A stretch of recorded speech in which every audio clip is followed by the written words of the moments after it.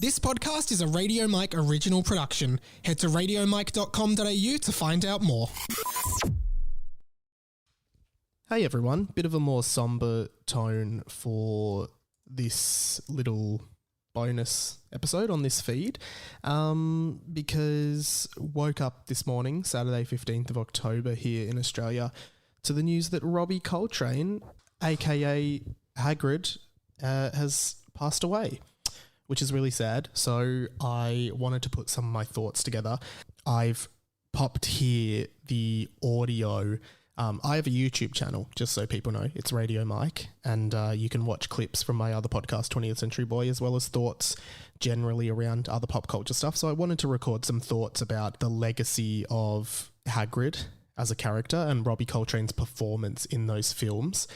So that video is up on YouTube, but I've taken the audio of that and just popped it into this podcast as well, just so you guys can hear it here as well as on YouTube. So yeah, these are my thoughts on Robbie Coltrane's legacy and why his performance as Hagrid, I think, was so important. Love for you guys to send in your own tributes and let me know your thoughts on what's happened. It's obviously really sad for Harry Potter fans, but yeah, let me know. And of course, reach out for anything to do with the general pod. radiomikepod@gmail.com is the best way to do that. And yeah, hope everyone's doing okay and enjoy this, and rest in peace to Robbie Coltrane, aka Rubeus Hagrid, who welcomed a generation of kids into Harry Potter's Wizarding World back in 2001. Hey everyone, I just wanted to do a quick video this morning because some news has come out about Robbie Coltrane, possibly best known for people in my age group and my generation as Hagrid from the Harry Potter films. He has passed away, age 72, I'm pretty sure. And I just wanted to talk a little bit about his legacy as Hagrid. So I'm talking about this from the perspective of a lifelong fan of the Harry Potter franchise, the books, movies, and everything like that.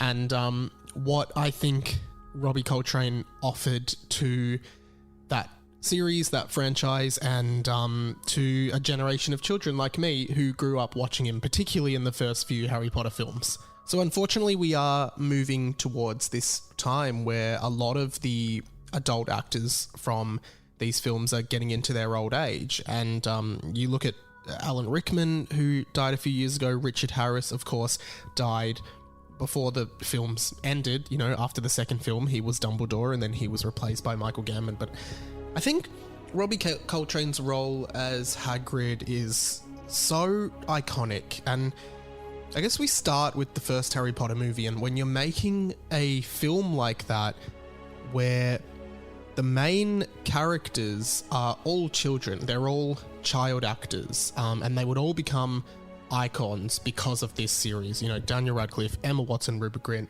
Tom Felton, even the recurring actors who played characters like Seamus Finnegan and Neville and Dean Thomas and Crabbe and Goyle, like, they're all pretty iconic people, and characters. But I think the thing about that first Harry Potter film that really helped solidify it from being a children's film to like quite a magical, for lack of a better word, experience that went on to help the film series become such a success was the amount of experienced adult actors who were willing to get on board what possibly was a risky project for them, and just give it their all.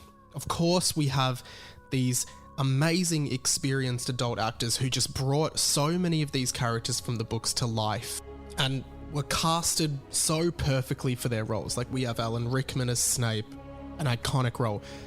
Professor McGonagall with Maggie Smith, Richard Harris, and Warwick Davis as Professor Flitwick. All of these adult actors did such an incredible job bringing these characters to life, but not the least of which was Robbie Coltrane as Hagrid, who was the first kind of magical character you're introduced to aside from Harry.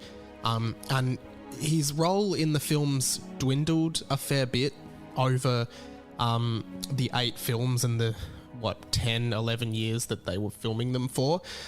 Naturally, because, in the first book and film, Hagrid is really there to introduce Harry to this magical world. And there's something about Robbie Coltrane's performance in that first film in particular that is just so special, warm, welcoming, friendly, a little bit dim-witted, which is what Hagrid was kind of supposed to be, but just beautiful in so many ways. Like, I still think of that movie and remember being a kid, and I think Hagrid's warmth that carries throughout that entire film, and the way in which that character just embraces Harry and teaches him about the magical world and brings him to Diagon Alley and brings him to Hogwarts, and they continue to visit him throughout the film, and we learn so much more about him with Norbert the dragon and Fluffy the three-headed dog, and what this world is, and so much of that is due to this Hagrid character. And I think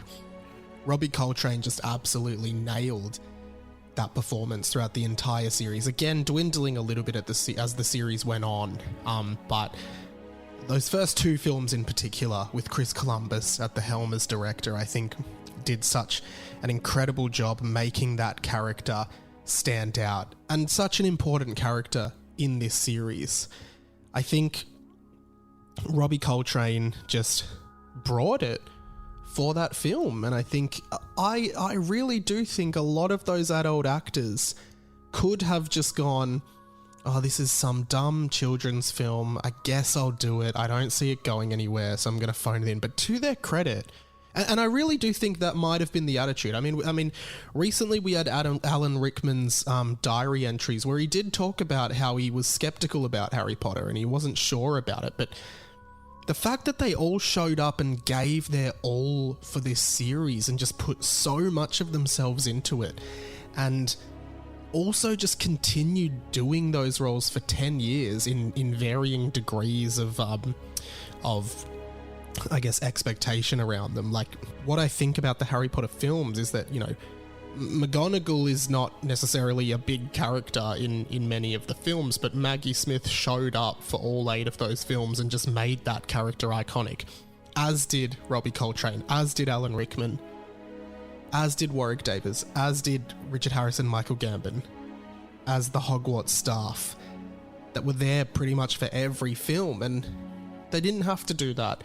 And yeah, I'm very sad to hear of Robbie Coltrane's passing, because I think when I think of Harry Potter, I think of Hagrid, and I think of that warmth, and I think of that friendship that Harry and Hagrid had, and, he was the one that brought Harry into the world. And I also loved that, Hagrid was literally the embodiment of a gentle giant, and he was emotional, and he was loving, and he cared so much about Harry, and was also a bit cheeky and broke the rules a bit and knew he was breaking the rules but just did it anyway. I think Robbie Coltrane was just the perfect casting for that character, and I look back at the Harry Potter reunion special that came out at the start of 2022 maybe, and the way that Robbie Coltrane spoke in that, ironically, I suppose, he said that he'll be gone in 20 more. He said, in 20 more years, I'll be gone, but Hagrid will still be there. And he teared up a little bit, knowing that, he's getting older. And as we all go through when we get older, we know that we're coming to the end of our lives, and he knew that. But I think he was aware of the legacy that he had created with the character of Hagrid.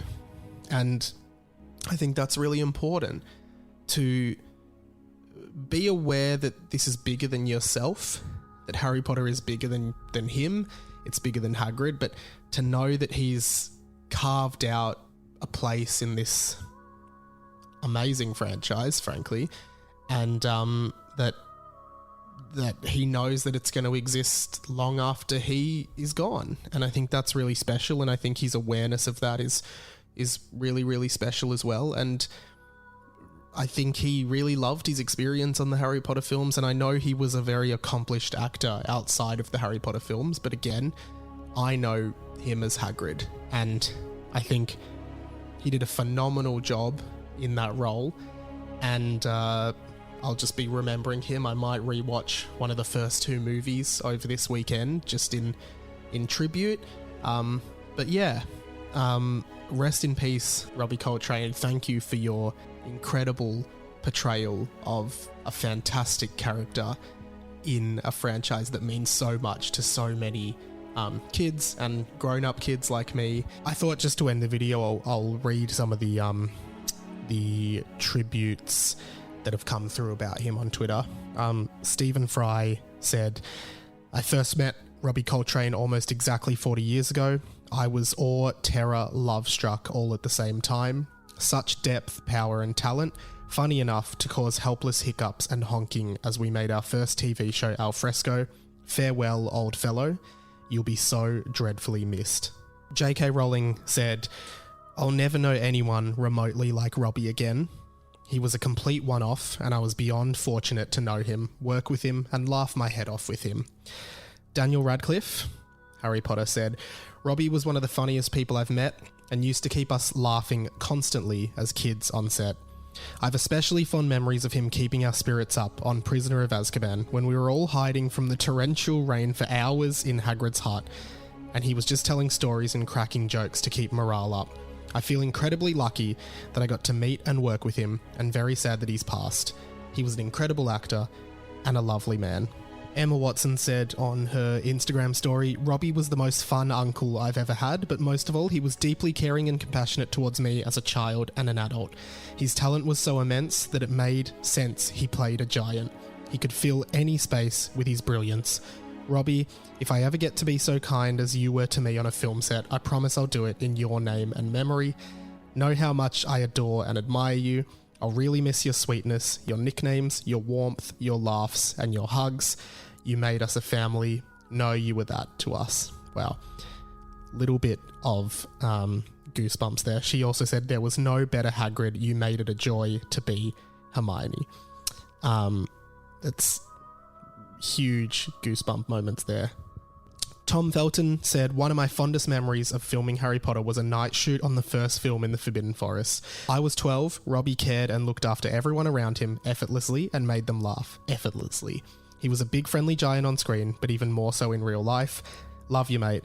Thank you for everything." Matthew Lewis, Neville Longbottom, wrote, "Robbie, he called me the space boy. We shared a love of the final frontier. He didn't give an F, and it always made you smile. A giant in more ways than one. We had some times." Bonnie Wright, Ginny Weasley, heartbroken by the passing of Robbie Coltrane. Robbie portrayed Hagrid's warmth, sense of home, and unconditional love for his students and magical creatures so brilliantly. Robbie always treated me and my fellow castmates when we were kids like equal professionals on a film set, a type of attitude that instilled confidence and a sense of togetherness. Thanks for all the laughter." And then Oliver and James Phelps, the Weasley twins. "I'll never forget in September 2000, Robbie Coltrane came over to a very nervous 14-year-old me on my first ever day on a movie set and said, 'Enjoy it, you'll be great.' Thanks for that." That was James, and Oliver said, "November 2001, Leicester Square, London. Soak this in, lads. It's like a Rolls Royce for your first car. Robbie Coltrane went. He was next to me on the red carpet of the first Harry Potter premiere. Over the years, we had some great chats about history and travel. Rest in peace, Robbie." Well, there you go. Getting some goosebumps there. Again, from a Harry Potter fan to you, Robbie Coltrane. Thank you for your incredible work. We'll miss you very much, but we will never forget the work you did on the Harry Potter films. That's it from me for today, guys. Check out some of my other videos and speak to you soon.